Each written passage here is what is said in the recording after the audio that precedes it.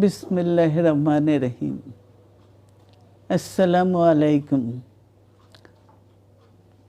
দীর্ঘদিন অসুস্থ থাকার পর আপনাদের সামনে কথা বলতে পারার জন্য আল্লাহর কাছে শুকরিয়া আদায় করছি।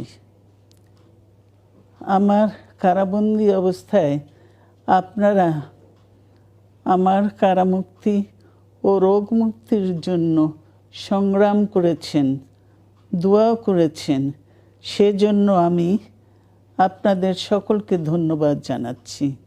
দীর্ঘ আন্দোলন সংগ্রাম ও ত্যাগের মধ্য দিয়ে আমরা ফ্যাসিবাদী অবৈধ সরকারের কাছ থেকে মুক্তি পেয়েছি।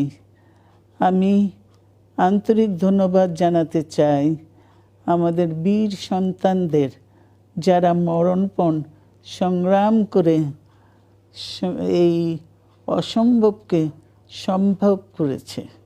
শত শত শহীদদের জানাই শ্রদ্ধা।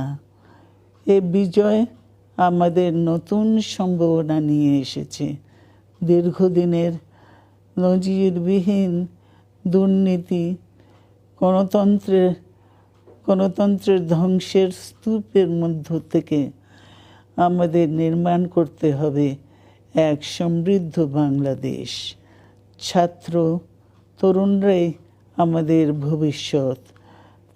তরুণরা এই যে স্বপ্ন নিয়ে বুকের রক্ত ঢেলে দিয়েছে, সেই স্বপ্ন বাস্তবায়নে করতে মেধা, যোগ্যতা, জ্ঞান ভিত্তিক গণতান্ত্রিক বাংলাদেশ গড়ে তুলতে হবে। শোষণহীন সমৃদ্ধ বাংলাদেশ।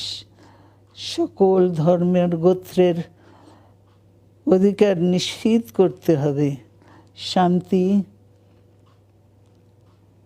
প্রগতি আর সাম্যের ভিত্তিতে আধুনিক বাংলাদেশ নির্মাণে আসুন আমরা তরুণদের হাত শক্তিশালী করি।